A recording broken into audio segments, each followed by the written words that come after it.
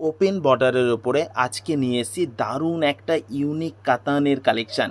এটা থাকছে Bishnupuri B plus কাতানের ওপরে, যাচ্ছে পুরোপুরি ওপেন বর্ডারের ওপরে। আর এটা যাচ্ছে শাড়িটার আঁচল পোর্শান। এবার আমি অল ওভার শাড়িটাকে দেখাচ্ছি।